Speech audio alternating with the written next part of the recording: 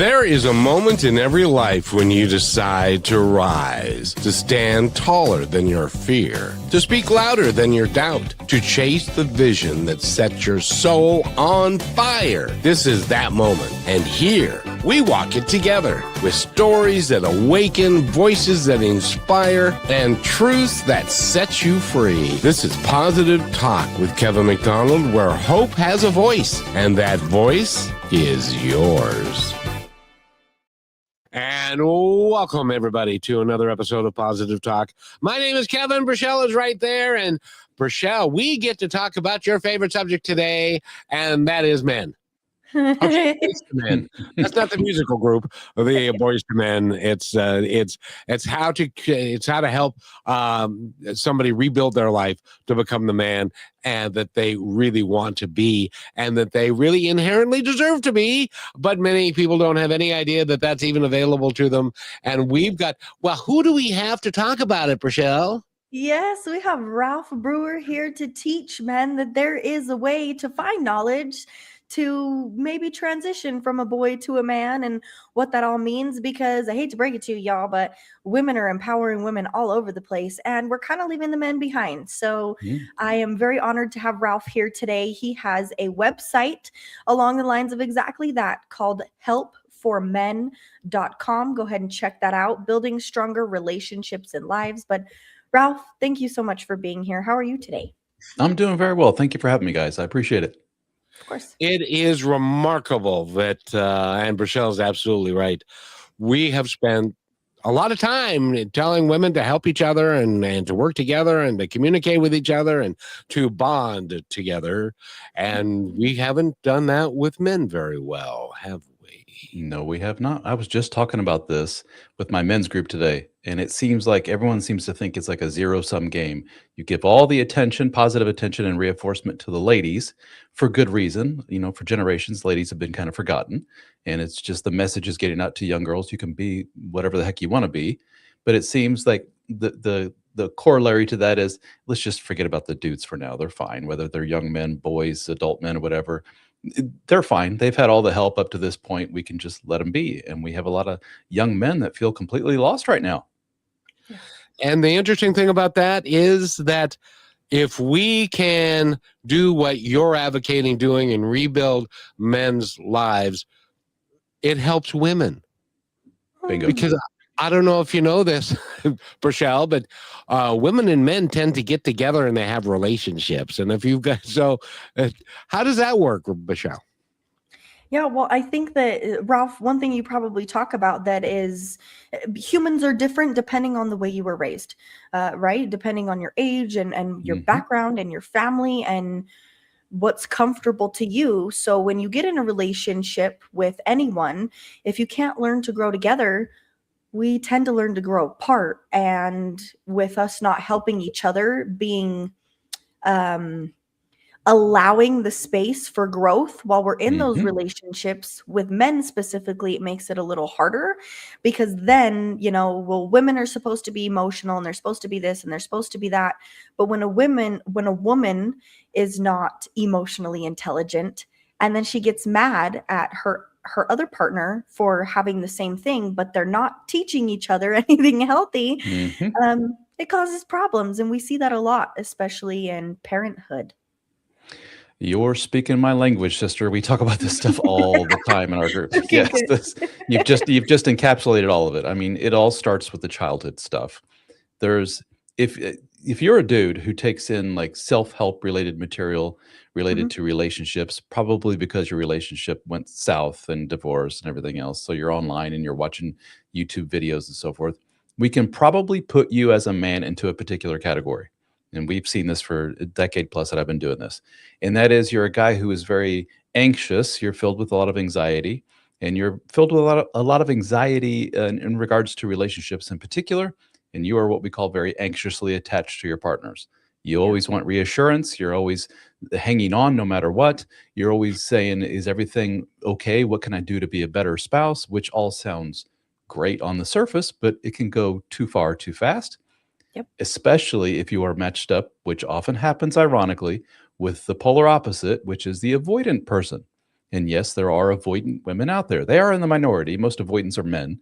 The typical man thing is the whole, sweetie, I don't want to talk about this. Just leave me alone. Let me go to the garage and be by myself with my car, tinkering with my tools or playing my video game or whatever. Just drama. I don't want to hear it. Yeah. We hear from guys that the genders are flipped, if you will, and they're the anxious ones with the women that are like, no, I don't want to listen to your podcast about relationships. No, I don't want to listen to this audiobook you're listening to or this podcast. Just leave me alone. No, I don't want to go to I counseling. don't want to talk about it. I don't want to talk about everything. And I certainly don't want to have the old sex with you either. I don't want to be, because that's a very vulnerable thing. Yep. The avoidant is typically very fearful of any kind of vulnerability and intertwining their life with another person. They value their independence above everything. Again, sounds like a typical kind of manly thing. I don't know what you're And the anxious on the other hand is the one that's like, I want to intertwine my life. I want to have the give and take. I want the emotion. And yes, for the men out there, they want the physical as well. So there's a real clash, and that's the clash that we see over and over again in my world. It's a remarkable world that you live in, young man, because now you've got a men's group that you work with every week, and every day. What is the primary thing that men today are unhappy with? Is it women, or how women are? I know in my son's lives it is this mystery called a woman. They don't understand how it works, and then there becomes an anger towards them because and I can't even put my finger on it. Is that a thing? Well, it makes sense, Yeah. Kevin, because women are doing the same thing. Mm-hmm. Yeah, and from our perspective, Kevin, we're team men here. Brishelle, sorry, but Brishelle, okay. you ladies are a little complicated, and you're a little tough to figure out, especially for us dudes. And you're complicated, lady Some to of us lady. do You that don't on quite purpose, understand. so it's okay. It's okay. So compound that with the changing times, the changing gender dynamics. The ladies are beating the pants off of us in the corporate world. The ladies are beating us in the universities. And there's a shifting economic thing going on here, which has pretty drastic effects on the world of hetero interpersonal relationships. So for ages, it's been a thing where men made more. There was this understanding, if you will. The woman was with the man. She may not be head over heels in love with him, but she was there she needed him and he needed her. And we don't need each other as much anymore. So what that does is it brings to the surface some of the softer stuff. The woman says, I'm with this guy, not for his money, but because I like him and I want to be with him and I like him as an individual. I like what's going on up here. Mm-hmm. And that is a tougher, how to say this? It's a tougher job to fill for a man. It used to be, here's my paycheck. I'm a provider. I'm good on paper. Here you go. And the ladies were like, good enough. I need somebody to help take care of me and my future children. And now I don't need that. And I don't need the other thing either. I want to be with somebody that I want, that I desire. That has flipped this whole paradigm on its head. And that's just a small nugget of what we see out there, but that's a big part of it. And that's probably more so for the young folks out there that are just starting out, getting out of university. Let's say, I want to find my person to be for the rest of my life. That seems to be way tougher than, Kevin, when you and I were young ones, to find that person. These days, it's a whole lot of ladies saying, I don't need him, and a whole lot of men saying, I don't know if I want to get hitched to one woman for the rest of my life. Yeah. It's tough. When I was a kid, when I was young, I thought that it was kind of like women picked the best horse that they could ride because that's a kind of a metaphor to achieve goals which is they picked the horse that they thought would get them the farthest. It would have the career that could get them the money. They could have the car. They could have the house. And they had to be reasonably good looking enough so that the children that they produced would be good looking as well. But it was a lot simpler because but now they want emotional availability, and they want connectivity, and it's like, can you just leave me alone and let me go work on my car? Yeah. And that, is that the kind of the disconnect that's going on? Because in the olden days, you just found a guy, and if he could make a living and stuff, that was enough. Yeah. Well, and Yeah. women talk about identity. I want a man who knows who he is. I hear Bingo. that everywhere I go. Well, what does that mean? I have no idea what I'm 68, What the and I hell have do we no do idea. now? Yeah. Well, I happen to write a book on this very subject. I know, that's why I'm asking. Yes. It's called Rebuild, the Complete Guide to Starting Over as a Man, because it talks all about building that identity. And I'll tell you what, from the audience I talk to, a lot of guys who are in the middle of a marriage, that a lot of them, not all of them, but a lot of them realize, you know what, I don't think I should have been in this marriage to begin with. This was a big no-no. And Yeah. I'm just realizing this, and it's kind of caused me to, oh, yes.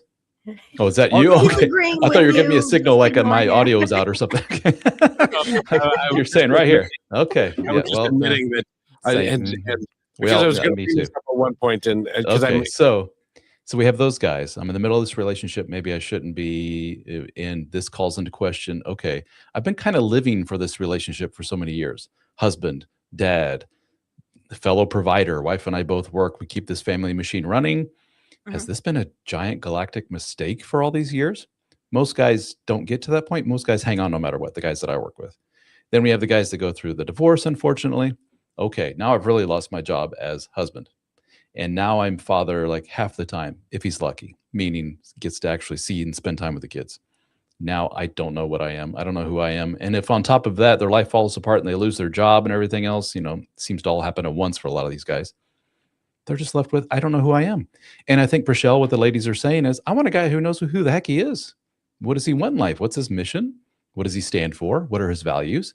And Rochelle, you can probably speak better to this than I can. You're sitting down with a guy and you're trying to get to know him. And the feedback you get from him, directly or indirectly, is whatever it is you want, Rochelle, that's what I want.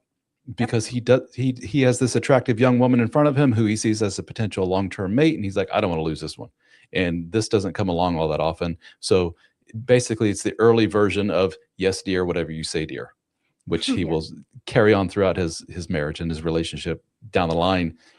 And it's all of that basically says, I just go whichever way the wind blows, man. It's just, I have no direction on my own. Just if you want to go over here, fine. If you want to do this, fine. And that carries over into the workplace. He keeps getting passed over for promotion. Whatever, boss, that's fine. As long as I have a job, I'm cool. And the wife is just, I want to move here. I want to move across country and do this. He really doesn't want to, but what am I going to do? Say no and cause all kinds of drama and everything else. So he just goes along with it. And in the process of, you stack like 1,000 of those such moments over a period of years, and eventually you just forget who the heck you are, or maybe you never really had that identity to begin with. And so when you don't have that identity and that sense of values and what you stand for, you just fall for anything. You just let everybody else around you dictate all that. And I think that's what the ladies are saying is, I'm tired of these very, I guess you could say, like pliable men. Mm-hmm. Well, and I've seen how you say that the flip is script or the script has flipped because as a woman, okay, a lot of us too, you hear the word woman, maybe she's still a girl, maybe she's still a young lady. And a lot of the things that come out of our mouth, we haven't figured out for ourselves. We want a man who can meet us in the middle too. We want to want you as much as you want us, but also we spend so much time on, the man watches the kids and goes to Pilates and does this and has her friends and does this. And maybe the guy gets one time a month where he can go watch football with his friends or have those moments of video games. No matter what in a relationship, you kind of have to meet each other in the middle. If there's too much take and pull from each end, it doesn't matter what you're doing or who you are. You got to kind of allow each other to be human. Really? Yeah, and have an independent life outside of the relationship. Yeah. That's something that a lot of men these days have a really difficult time with because it's been very much sold to us, family, family, family. Like I'm thinking of my first marriage. My life was basically 1 hour commute. Well, no, let's start over. In the morning, get kids up, get them ready for school, feed them, everything, drop them at school, drive to work, 1 hour to work. Do my work day, drive an hour back. And then it was take the kid to this thing, take the other kid to this other thing, dinner, homework, bed, start over the next day. That is it. There's very little room for Ralph or whoever. your own little independent life. So that's why when something like divorce comes around and you're left with those, Tuesday all by yourself, you're like, I really don't know what the heck to do. The hell do I do now? I have no idea who I am or what I like. And some guys rediscover some old things and so forth. But during a relationship, it's important for, yes, dad to get away to hang out with his buddies or do whatever thing he has separately on the side. And he comes home and he's like, Mom, I'm home. You beat it, skedaddle, go. You go to your yoga class, go hang out with your girlfriends or whatever you want. I'll hold the fort. You got it. That seems to be like a really foreign concept to a lot of people. A lot of people are like, oh no, if you're not with those That kids, sounds healthy. How weird. how terrible. If you're not with those kids 24/7, we are very kid obsessed these days. If you are not with them 24/7 and taking them to all their events, and if they don't have an event, you better play with them. And if you're not, you're a horrible parent, and they will just end up as terrible people down the line. And it's a recipe for disaster is what I see for a lot of people. I'm scared to death that the kids today are the young ones that we are taking care of. We do so much for them. And I see this in my niece and nephew. They're always going someplace with either soccer or baseball or hockey or scouts or music lessons. And so their days are completely filled up, but that's not how life works. No. And so they're tired and they're overworked and stuff and because it's all kid focused. When I was growing up, they said when the street lights come on, we'd like you to be home, please. And that was it. And we survived. So I think that we did well. Dude, I think back on my life as a kiddo and how much my parents were basically like, what are you doing? I'm going to go ride bikes with so-and-so and say, all right, have fun. And that was literally it. They had no idea what trouble I was getting into. In fact, if they knew half the stuff I did, they would have had a heart attack. They had no idea. Yep. All they knew is I just rolled my bike back in, put it in the front yard. I'm back for lunch. Oops, see you later. Now I'm gone again. And that's just totally unheard of these days. Totally unheard of. And I've heard a lot of people saying they don't even let their kids spend the night at each other's houses anymore because it's too dangerous. What about, all the kinds of abuse and possibilities and things like that? And it's like, man, I was over at my friend's house all the time. They were at my house all the time. It was just a lot of independent little lives on our own outside of our parents. And we don't see that much anymore at all. And I think you're right. I think we're going to see a whole lot of kids that don't know what to do when they're out on their own. And when they're bored, like they don't know how to be bored these days at all. Don't let them get bored. Whatever you do, that's when it gets dangerous these days. But Ralph, you just sparked something in my mind I want to talk about when we come back from this first break, which is fear in men. Because we talk about fear being, we all experience it, right? But men and women experiencing fear is handled very differently. And so just kind of learning about that for our men to know they're understood and for women to maybe take some key points to know that their men matter too. And we're talking with Ralph Brewer. Go to his website, which is helpformen.com. And we will be right back right after this quick 40-second commercial. This is kind of men focused. Here's another point to ponder by Positive Talk Radio. One man lost everything he thought to find him. His job, his marriage, even his confidence. At rock bottom, he realized the one thing no one could ever take was his will to rise again. Sometimes life has to break us open so we can discover the strength we never knew was inside. Remember, your lowest point is not the end. It can become the very foundation of your greatest comeback.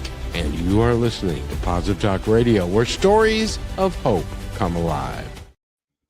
Well, that was awesome. Wasn't it? Back. My name is Kevin, and Ralph is there, and Rochelle is there. That is good, isn't it? That was perfect. I mean, I'm like, that's like, I should have that on my website. That was awesome. I can make that happen. I know the boss. Okay, very cool. So, but Ralph, I want to talk about that because men, they go down a rabbit hole. We are told, it kills me. We are told from the very beginning, okay, this is what you do. You're going to be sports. You're going to be an athlete when you're in school, and you're going to get decent grades, and then you're going to go to college, and then you're going to get a job, and that job you're going to have for 30, 35 years maybe, and then you're going to get married, then you're going to have a couple of kids, then you're going to get a house, and then everything is changed now. None of that. Now people are getting their first house at 40.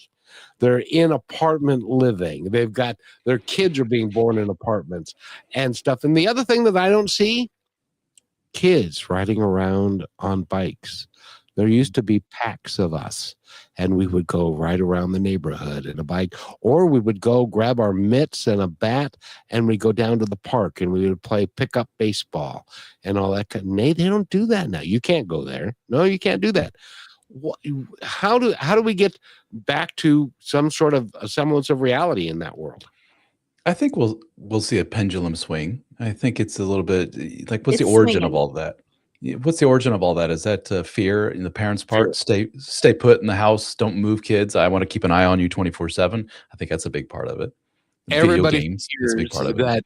Yeah, video games is a big deal, but there's a lot of fear that if you go outside, you're going to get snatched, and that's proven that that's really not the case. That's just The chances are very little.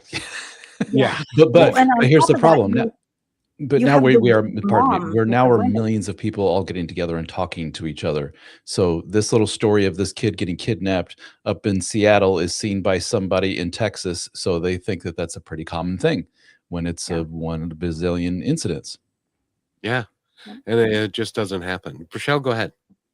Yeah, and I'm based off of what I asked you about fear and why I want to understand and why I want men to know that it's normal and women to hear the same thing, even from the other end of having a daughter. It's, oh, don't talk to that boy, don't trust him, don't this and don't that.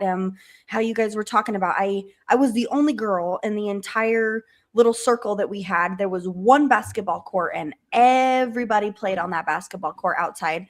And since I was the girl, of course I had to go in before it was dark. But now it's like, oh, don't go play with those boys, don't go be around them, and don't do this and don't do that. So then it becomes a mother fighting mother against raising a young man, and a woman trying to understand herself in the process of being taught to fear the boy before he even knows who he is and why he does what he does. And with the fears that exist in the boy himself, does that create it to be an identity? And how can we fix it? Because many men have the same fears as do us women, but where are we going wrong with not seeing each other as humans through fear? Boy, that's a multi-layered whole little scenario you painted there. But in general, I can say, at the risk of sounding offensive, we have a very real problem with a lot of the ladies in our lives and dealing with anxiety. Anxiety issues and depression seems to be it is more prevalent in women than it is in men. So a lot of men that I talk to have, for example, I have a wife who is like, kid is not going to spend the night over at the other person's house ever. We are not going out for a date night because I can't trust anybody to watch these kids other than myself. And at the end of the day, I need to down a bottle or two of wine just to settle my nerves, or they have some kind of pill. What was the Rolling Stones song, Mommy's Little Helper? Yes. Back in the day. So this is not a new thing, No. to calm nerves. Women tend to, that's not the right way to say it. The most anxious and those who suffer from generalized anxiety, social anxiety, and so forth tend to be women. That's a more accurate way of putting it scientifically. So it's not helping to have something like social media, for example. And this is a small piece of the puzzle, but it's in there. Yeah. That tells your typical woman is going on Instagram, let's say, like my wife does. My wife's Instagram feed is, look at this perfect family on this perfect vacation in this perfect place. What they don't show you is that they're $60,000 in debt, and they're going to be paying for this vacation for the next 10 years on the credit card and all this other stuff. But what you see is the highlight reel. They're so perfect. And if I'm not that way, this feeds into that anxiety. If I'm not as perfect as them, I'm not as good enough of a mother. I'm terrible. What I need to do is work harder, work more, take on more, take on more. A common scenario that I hear all the time from dudes is, my wife will put 1,000 things on her plate, and 999 of them don't need to be on her plate at all. They don't need to be done. They're voluntary in nature. She's just like, yes, bring it on. Yes, I saw this thing online. I have to make this thing for the kids, or else I'm not a perfect mother. I need to start planning a vacation 2 years from now to go. And she gets stressed out. And the guy's Which like, you puts don't. that on the man. And then boom, there you go. They And have then to fix it all. well, he doesn't, but he Yep. feels like he does. He needs Yep. to manage her emotions because he And doesn't like she all the needs to anxiety feel and like he trauma. does, and that doesn't work either. And No. she's like, and if he is not as anxious about fill in the blank as she is, that means in her mind he does not care. And so now he's like, well, I can't show her that I don't care. So now he's roped in, and now we have this little torrential storm of anxiety, and everybody's worried about everything. And it all boils down to just trying to project an image out to everybody that we're a perfect family. Look, I got my kid in travel baseball, the other kid's in gymnastics. I go to every single PTO meeting. When they ask, does any parent want to volunteer? My hand's the first to go up.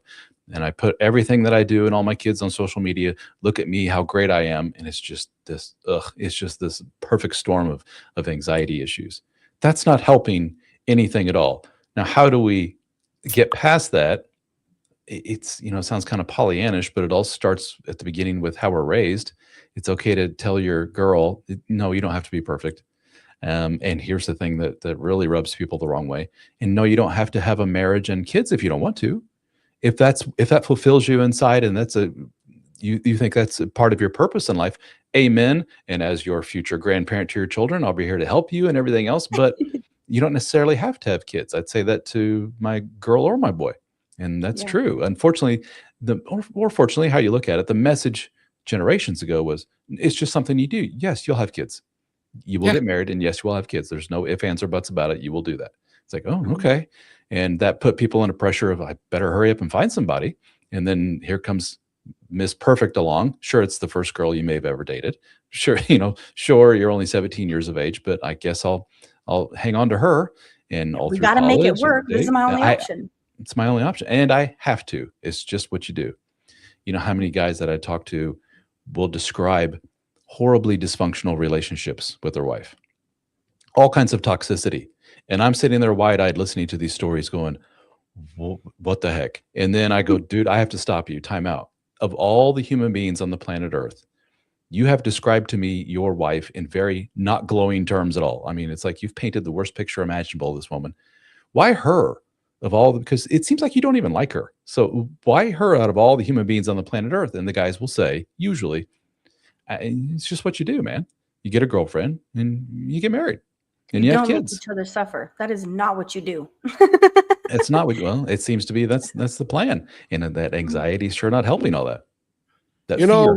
When I first started dating my former wife, I thought honestly that she was the farthest thing away from my mother as I could possibly get.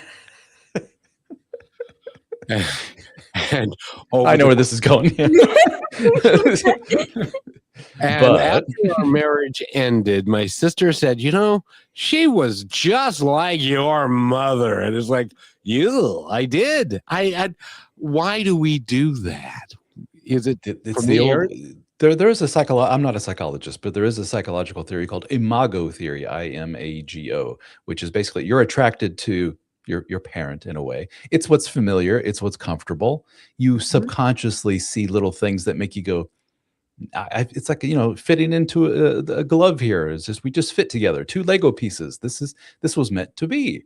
And what you don't realize for some of us that come from very dysfunctional backgrounds, meant to be means I see some little subconscious red flag, not so good things here. And that's what makes me feel normal and comfortable about this relationship. She reacted in this way to this thing. She said this thing, and I'm used to that. So the fact that I feel so comfortable right now must mean that she's the one. And there you go. And you marry her and you're like, oh man, this looks familiar. You're like, hold on. This Lego piece didn't change. Mine's the same. And if I change my Lego piece, then I'm in the wrong. And I want to talk about how why do women, they're like, we could change and we could grow and we could do this and that. But when their man decides that, why are we creating space before we're forcing men to be in positions of power and authority and anxiety and pressure than to just be like, hey man, who are you? What do you like? What do you want to do with your life? What do you see? So that when they do attract the right person, or there's a woman who comes in that's not the right person, they can say, with all due respect, I see you for who you are, but it's not for me. And women need to be nicer about that too, because we're just like, ew, like I'm kind of guilty of that sometimes, but the ew, why the aren't ew we is providing our men the space to figure out who they are? the ew is an extreme version of what you should do in those cases. What you should do in a nice way is like, hey Bob, it was nice knowing you. You seem like a cool dude and everything, but I'm just not feeling it, and I don't think a date number 2 is a good idea. But Respectfully honest. I wish you all the best and everything else. But if you ever want to get together for coffee or whatever later, sure. But the date thing ain't happening.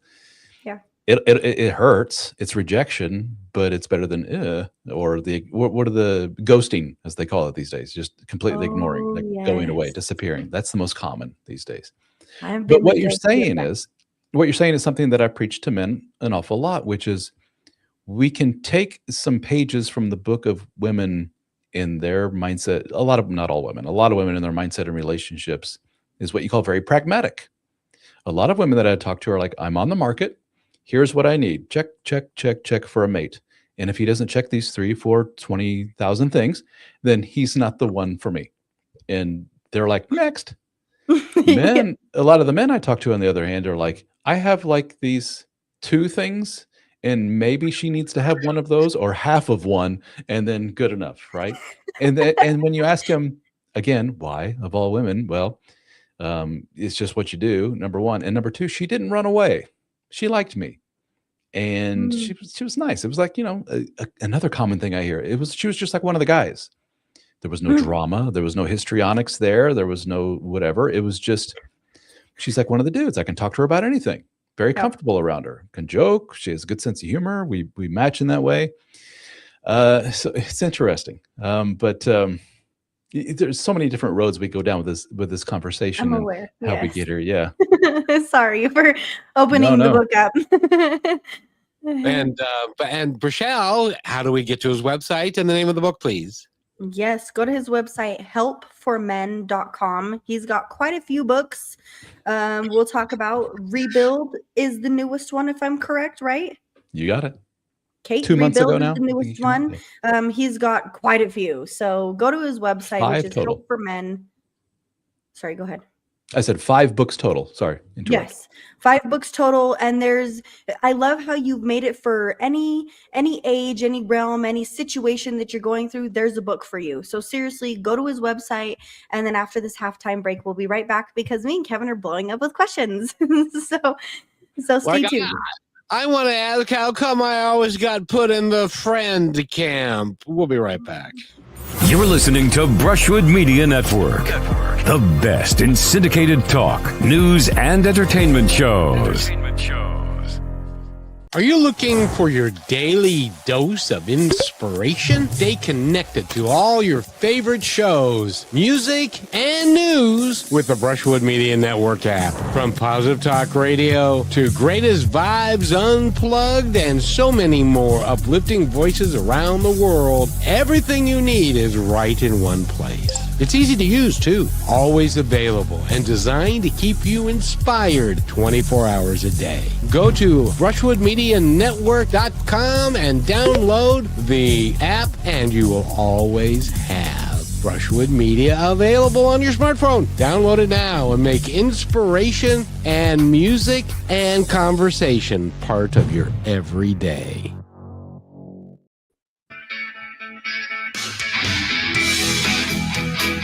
And welcome back to Positive Talk. My name is Kevin. Brishelle is right there. Ralph Brewer is our guest. And I got to ask you, Ralph, I got put into the Friends Club a lot. Do you get a lot of guys that say, I thought she was adorable. I thought she was great. And I wanted to date her and I wanted to go out and I wanted us to have a great time. And she said, I like you. You're a good friend. And so, but I'm not interested in you. But yeah, I'm not interested in you because you're not challenging enough. You're not dangerous enough. You're not that guy that's unattainable that I want to go after, which was what I was always up against when I was younger. Now I don't care, but when I was younger, it was like I was the nice guy, and you've heard the expression "nice guys finish last." Is that still the case, Rochelle? No, hell no. Oh, Actually, I'm very, very thankful to sit here and say that's the opposite, because a lot of women will talk about how maybe somebody isn't right for them or whatever it is. But on the men's perspective, they find somebody and it's this sense of self, right? So any natural person, if they see themselves in somebody else, then they're more naturally attracted to them. But there's this sense of, I find identity in them than in myself. And then you hear women complain, oh, well, he doesn't know who he is without me. And where can we meet in the middle with that a little bit, rather than men being turned down and women just being straight up ugly and mean? Because they're so mean. Like, Kevin, you're describing this so nicely. I really appreciate you as the person that you are. Women are not like that anymore. They're just like, oh, you're wasting my time. You ain't this, you ain't that enough. But how is a man supposed to figure that out if he doesn't know what's right for him? And then there's women in his face when he's being a genuine, kind-hearted person coming from his soul. And then you have women actually who are coming from a prideful side who say, well, I deserve this and social media says this and I want, rather than the whole, what do we deserve, for each other? Again, layers here. Sorry, I know. No, this is awesome. No, my mind into a million pieces. So, okay, the first road to go down is the nice guy syndrome. There is a book, not my book, but I happen to know the author, Dr. Robert Glover. It's maybe the biggest self-help book for men ever. I'm not sure sales-wise. It's called No More Mr. Nice Guy, Dr. Robert Glover. And nice is kind of a slang term for a codependent man. So he basically functions on needing the approval of others. He has no sense of identity. It's the same as being a codependent woman. So they will morph themselves to whatever it takes to get the woman and get attention. And they end up in not so good relationships and marriages. And they tend to be the guy, when growing up, they hear that a lot, which is, oh, you're so nice. You're a good friend. Or these days it would be the, no, thank you. And he's like, what the heck? Now, and what those guys do is they will swing the pendulum all the way to the other side and become kind of a cocky jerk type guy. 100%. And guess what? It sometimes works. And by works, I mean, he gets physical intimacy with women. So in their mind, it's like, well, I guess I just have to be a jerk. Well, what you don't see is that the type of women that you're getting with tend to be very insecure women who like that type of thing. And that's not necessarily. They see it as confidence. There you go. So what it is that we can take something from the cocky jerk guy, which is very low neuroticism, to use a personality trait in psychology. That's a propensity for negative thought, anxiety, stress, and depression. They tend to be very low in that. They tend to be the kind of guy who walks into a room and is like, Ralph's here. And everybody's like, hey, Ralph. Well, versus if you're kind of high in neuroticism and you're a very introverted guy, you walk into a room and go, I hope nobody notices me. I'm just going to go over here to the bar and get my drink and not cause a ruckus. And I don't want to make a big scene. I don't want a lot of attention on me. The boisterous jerk guy doesn't really care what other people think. That's a huge thing. I don't care what other people think.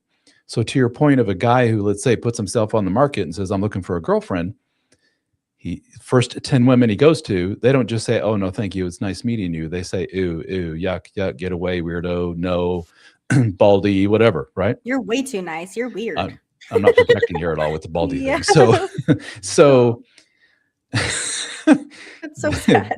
What you see with a lot of guys who have luck with women, the opposite of the friend zone guys, what you don't see is he also had the 10 rejections. He had 20 rejections. He had 30 rejections. He just kept going because of that low neuroticism that he just doesn't care. It just bounces off of him to the point where if you ever watch these kind of guys in action, it's ridiculous. He'll just go up to some woman with a beer in his hand and go, hey, hot stuff. And she'll be like, stop. And he'll be like, whatever. Next. Hey, hot stuff. Get away. Whatever. Yeah, And they're that's unstoppable. and they just there you go. They're unstoppable. They don't care. Yeah. So it's just like sales. You've ever been in Kevin, you've been in sales. Yep, It's they make a great salesperson. Somebody You don't that like does. this car? How about this one? Well, we got 5 more that look just like that. that's good. That's a good one. So in sales, a good salesman will tell you one of the best things he can hear is a no, because he's like, oh, Mhm. good. I don't have to waste any more time on this person. On to the next prospect. Hey, And shake hands. Yep. That's it. I'm one person closer to a yes. Yeah. There you go. And that's how men who have luck with women look at this. And if he goes through 30 such not so nice moments, he built up a lot of confidence and he builds a callus to all this, and he does not care.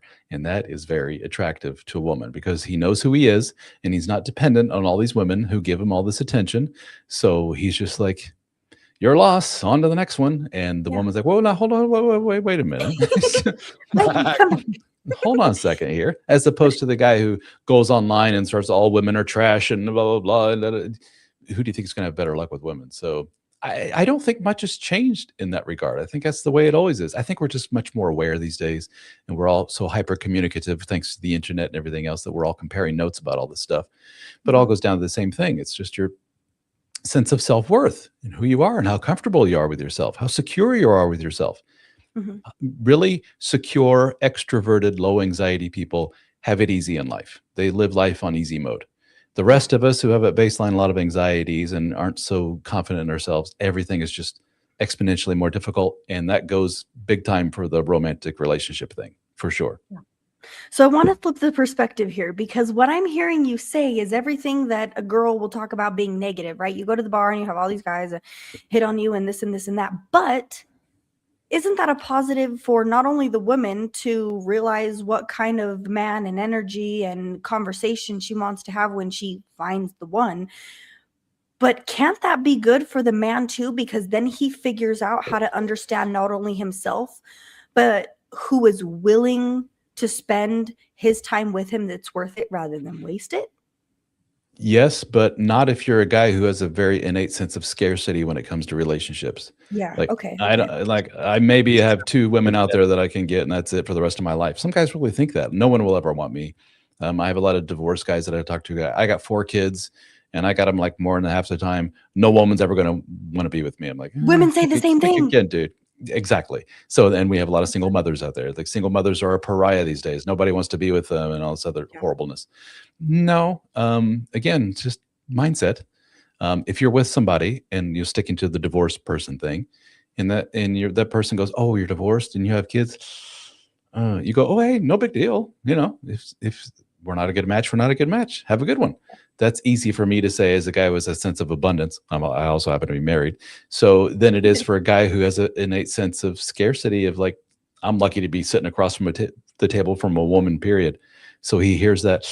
And he's like, I'm crushed. I'm destroyed. I will never talk to another woman again. This is terrible. This is awful. It's hurt me to the core. Versus the guy next to him is just like, no biggie. Exact same scenario, but it's just how you approach it. It's interesting because there are guys that get, and I know you've talked to a lot of guys, they get burned by, they put themselves out there. Mhm. And it's and a lot of women don't, at least in my day, a lot of people didn't understand that a guy has to put himself out there. And when you put yourself out there, it's like you're allowing people to decide who you are because you're putting yourself, you're saying, let's go out on a date, and you don't know what the reaction's going to be, and a lot of times it's like it can be negative, and that can drive a guy to say all women are scum. I'm never going to go on another date again because they're just nasty and stuff, because they lose their sense of themselves. Now, you have a book called Rebuild. How do you help rebuild a man to be confident, to be loving and kind, and to be mature? It's like in the military, you go to boot camp. What do? They work you to death and basically strip you down to nothing. Yep. Down to the brass tacks, foundation, whatever you want to call it. And they rebuild you into the image that they need for a good soldier. And so you figuratively and physically lose a lot of yourself in that process. And I think that's what it takes for a lot of guys. It's a lot of sitting down and taking inventory of what exactly is me versus what it is that everyone expects from me, everyone wants from me, everyone needs from me and takes from me, versus what do I want? No one ever stops and thinks that. And it's simply because we're so caught in that, what I often call the family machine. Must take care of kids, must work, must be husband, must da da da. And you can attest to this. I just turned 50 years old back in November. I was 25 yesterday. It goes by like that. And that's no joke. It goes by that fast. And so to stop and take a time out and just say, let me kind of figure out who I am, what I stand for, huge. Put down on paper, what is it that I want? What do I stand for? What are my values? What will I and will I not put up with in life? My boundaries in life. That's where it all starts. It all gets settled there, and then that branches out into everything else. So when you're with a woman and she says a certain thing that goes against your own personal beliefs, I don't know, maybe you're a religious person or something like that, that's where you go, hey, it's been nice knowing you, see you, goodbye, as opposed to the guy who says, well, I can look past that because I probably not have another date for who knows when. I'll just overlook that little red flag and just keep going and do it again and do it again and do it again. Next thing you're married and you have kids and you're like, oh, well, I just totally lost the trajectory of my life here. I had a plan initially, but then I violated it. All it took was one person saying, go this way. And I'm like, okay. That's where you get in a lot of trouble in life. Yeah. And I tell you, Ralph, you're absolutely right, because I went to coffee with a lady. I don't date much. I have no desire to get in. There's too much damn drama. I'm helping him. Don't tell him, though. That's too much drama for me. But we were sitting there and I was telling her the story because she asked what kind of music I liked. And I was telling her the story when I was 7 and the Beatles were going on the Ed Sullivan Show and my parents wanted to watch Bonanza and they sent me to bed. It was a cataclysmic moment in my life and it was terrible. And she said, I hate the Beatles. And that was like, that's the end of this conversation. Check, all right. please. Here. Bye. I had such a moment too. Beautiful woman. We really hit it off. The date was great. We connected at and she reached into her purse and grabbed a packet of cigarettes. And I at that moment said, oh man, this is literally what I said. I'll go, oh no, you smoke? And her whole demeanor changed. She was like, yes, like basically, yeah. So what's it to you? What's your problem with this? That kind of attitude about it. And I was like, ugh. So it was the double whammy of yuck, smoking. I don't like that. And thing two, the attitude of being ultra defensive about something. So right away, I'm like, we're done here. That's it for me. That's the kind of stuff you need to hold strong to. There's nothing wrong with any of that. Yep. When I love when I see, I'll go to the local bar, I'll play pool and sing karaoke, and I see people mingling. You have your regulars there, you're trying to find somebody, and I see that moment where it happens, and women will snap, but they never expect the guy to do anything back. And when they do, then it's like, oh, well, he's this and this and that. Honey, you showed the example first. So just leave us with a thought, women. Just maybe sometimes don't talk. Just shut up, okay? And I'll let Kevin take us into our last break so that we can talk more about. We're going to skip the last break because this is too good of a conversation, and I want to keep it going because Ralph Brewer is with us. And if you want to go to his website, Rochelle, how do you do it? Yes, you visit helpformen.com. He's got a story about him and how he got to this point, which I can't believe. We jumped into this conversation so fast with you, and I apologize. You just have so much in you that people deserve to know. And I kind of want to go back a little bit and just touch base on the understanding of allowing a man to be who he is and figure that out without any pressure being put on him. What mental space can a younger man put himself in so that he's not under all these expectations of who he thinks he's supposed to be, but figuring out who that is so he can live a happy and fulfilling life and maybe find love as well? I think it's going to take some type of mentor situation. which is precisely why we have like men's groups and fraternal groups like that, is that you put yourself into a room, so to speak, of like-minded And I men. heard you have one of those. I happen to have one of those, and it's called the Brotherhood, and you can learn more at helpformen.com. So we get together in Zoom meetings, we get together in forums, we get together in person, all kinds of cool stuff. That's basically where you go to, hey, mentor, fellow dude going through life, maybe a guy who's already been there and done that. Here's what I'm facing. Here's the crossroad moment in my life. Which should I take, a left or a right? I think that is exactly what a lot of men do not have. And so combine that with a not so great childhood, combine that with a dad who probably wasn't around a whole heck of a lot, if at all, not a good combo. Now you have a guy who's just wandering aimlessly. And the language you use is, how do we allow these men to? I think if a guy was secure in himself and had a lot of those tools at his disposal, good father, good family, good network around him, he would say, no one really allows me to do anything. I'm the one who kind of runs the trajectory of my life. These are my values and what I stand for. This is who I am. But a lot of guys just don't have that. And they just look around them for some kind of guidance, which is precisely why a lot of guys who come from fatherless homes and so forth are drawn to military, police, firemen.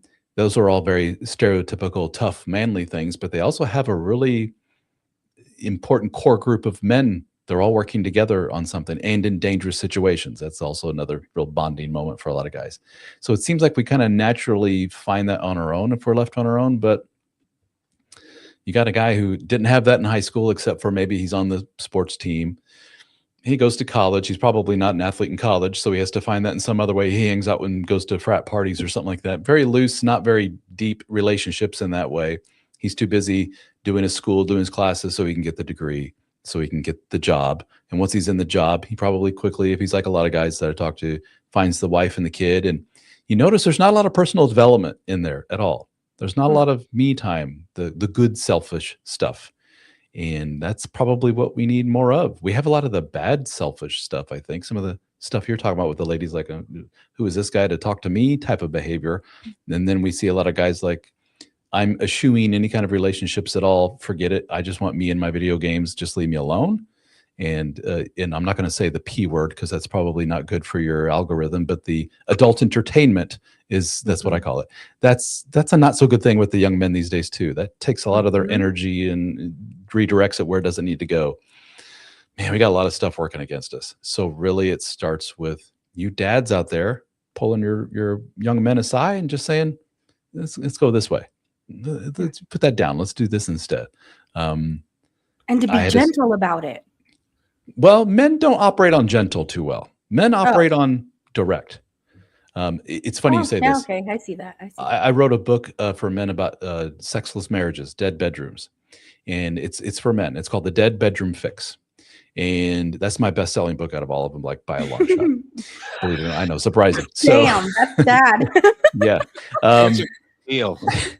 So if you don't like your man, just leave him. Let him go. Well, all right. So we have a lot of women that read it, even though it specifically says this is a book for men. The women are like, I'm going to read this, and some women reach out to me and say, "Holy poop! I want to give this to my husband. Like he needs to read how to be a better lover, basically, and all around, so I can be better attached to him. How can I approach this nicely to him and give him this book in a nice way so I don't hurt his feelings?" So I go, sister, you're looking at this all wrong. Literally throw the book upside his head and go, hey, dummy, read this. And that will get his attention. That's how men operate. You hold book in front of him. I am upset with you. A lot of the things you do upset me and cause me to not be attracted to you anymore. I read this. It's awesome. Read this. Oh, his feelings are going to be hurt. Yeah, but that will get stuff done. That's how we operate. We're not so skirting around the issue. We're very direct in how we are. And that rubs women the wrong way. So do you think women are half to blame for the stuff that they complain about? Funny how that works. The shit stuff, yes. The she that was close. That was good. Is it because we are learning to handle it wrong, thinking that we understand things that we don't? We're both the same way. Men operate like men and turn women off. Like, oh, don't approach me that way. And women turn men off, and men are just like, why don't you just tell me what you want? Gosh darn it. It's been that way forever. Yeah. Mm-hmm. Well, and then there are those marriages where rather than have to go through the dance about intimacy. Just 1 through 5. Just give me which number it is. I have a headache. I'm too tired. The kids are done, and then I'll know. And then maybe 6 would be yes. And so just give me a number and let me know. And so I don't have to fret about it. I don't have to worry about it. I can stay up later. I can go watch TV. I don't have to worry about that. Just give me a number. Yeah, but when a woman is emotionally connected to her man because he's emotionally connected to herself, he'll chase her in the way that we see women complaining about guys doing that or not doing that. Would you see that that's been true, Ralph, in your work? No, what I see is a lot of people saying in general about relationships, if this were meant to be, if this were right, then we would just naturally act in a certain way. So he should just know to do, she should just know to do. And the fact that they don't know innately to do whatever, fill in the blank, shows me that there's something really bad and wrong here about us. Like, no, if you apply that logic, you've just thrown out like 99% of marriages. You kind of have to be very upfront and say, I want this, I don't want that. Yes, it's very unromantic, but there is something called the honeymoon stage of a relationship, those early so many months or years of a relationship, if you're lucky, where things just kind of glide and coast and you're like, this is amazing, this is perfect, I'm so over the top in love. He or she can't do anything wrong. And then life settles in and you move in together and it goes down a little bit. And then you say you want to get married and it goes down a little bit. And then let's get married. And then you have kids and it falls. And then you're just left with these two people that have to put in work to stay connected in that way. And that may mean being very overt about what it is you want and don't want. And setting aside he or she should just know, because a lot of the times they don't. They just flat out don't. They're too busy doing their own thing, running the family machine. You got to be real blunt about it. Naturally, we're ruining our own relationships because we're expecting things of each other that we're supposed to do our entire lives, which is learn and grow. There you go. There's a Hollywoodization of relationships. Just really over the top romantic. It should just be a certain way. And if it's not this way, then it's not meant to be. And it's that. There's no should be though, because people are different for a reason. Kevin, don't you think? Well, and I was no, I was just thinking of a metaphor about this whole thing. If you are not loading the dishwasher correctly, and she says you need, and she has no qualms about telling you how she would like the dishwasher loaded so that it gets the stuff clean and that makes her happier. But in the bedroom, people don't talk in terms of that, even when they probably should, because he ain't no mind reader, and he needs, a lot of times we need help because we're very direct about stuff. And so to have somebody help us with that, it's like teaching us how to load the dishwasher. Why do we have such a problem with in the bedroom with talking about sex? Because that is, when we talk about the stuff you should know, that's like the most vulnerable interpersonal way of connecting to another human being, arguably, is to do that. So if we don't connect naturally in that way, oh man, that really means something's wrong. So let's just pretend not to notice that real bad disconnection so we can keep this family machine running and just live in this weird state of limbo or whatever. It's a very difficult conversation to have. Yes, some men are very sensitive in that way. Let's be honest, Kevin. I mean, the average dude, if you go up to him and go, you kind of stink in bed. And you've stunk in bed for quite a while. And I wish you would do this instead. That's going to hurt a lot of dudes' feelings. It's going to be a blow to the ego, so to speak. But that's what he needs to hear in order to get better at that. And same to the wife. But man, that's tough. That's really tough. Well, you know what they say, it's not the wand, it's the magician. And a lot of times on the wand, and it's like, that's not big enough, it's too big, it's an, I don't know, whatever it is.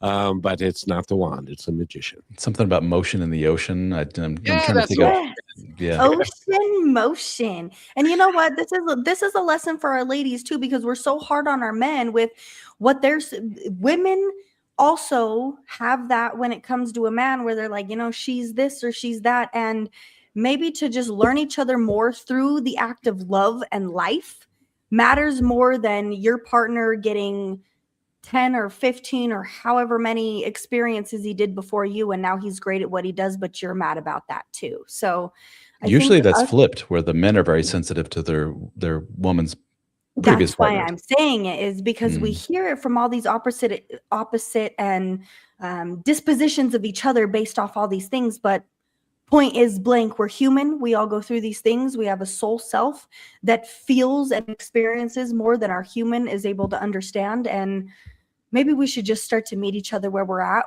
when we meet each other, so that we know what boundaries and expectations and level of what we're willing to put up with. Maybe we can stop wasting each other's time and help each other grow, whether it works or whether it doesn't. Do you agree, Ralph? Very good. Very well put. But that takes a level of maturity that a lot of 26-year-olds, Rochelle, do not have. So you're up against it here. I know. That's why I stay in my house. I just talk to you and I talk to Kevin and everybody else.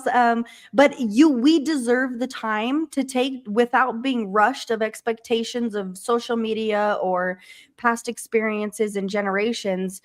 We are the catalyst that is going to change that. So we have to give ourselves time, space, and patience to learn who we are, rather than go through life trying to allow people to tell us who we're supposed to be or what we're doing wrong. Right. But there is one thing working against you, which we always forget, but it's a huge thing, especially for you ladies. Time is not on your side as far as starting a family and all this other stuff. There's been my wife is a physician, and in her world, we go to med school, we do the residency, we do the fellowship, and then we become an attending, and then we start a family. Oh, poop! I'm 40 years old. And my biological clock is ticking. Oh, it's just stopped. A lot of these women are like, they go to the doctor and like, I'm having a difficult time getting pregnant. And the guy's like, you're in perimenopause. You're 43 years of age. It's like, oh, okay. So a lot of those women say, I should have started this process back when I was 23, not 43. Yeah, but you're 23. You weren't quite ready then. Man, there's no right or wrong here. It's just an added complication to the whole thing. Yeah. And Ralph Brewer, we're going to have you back, because we're not near done talking to you. You are so smart, and you are so connected to the men and the men's group that you work with. If somebody wants to join you, how do they do it? You can go right to the join page at helpformen.com/join, or just go to helpformen.com. You can find Brotherhood there on the webpage, but that's how to join our private support community for men only. We get together for live meetings, the forum. You get all my books at no additional charge, 1,400 hours of audio, all kinds of cool stuff. So check it out. Awesome. I hope you do. If you're a guy, if you're a dude that needs some help, and by the way, if you're a dude and you have your eye on somebody else's woman, don't act on it. Would you just leave it alone until they are? I've had 3 guys. We didn't talk about this, but we Go to Ralph's Brotherhood and join him. Any age, any situation, any scenario, and maybe understand that you're not alone and there's ways to fix your issues. Ralph, thank you so much for being here. Thank you, guys. I appreciate it. Thank you so much.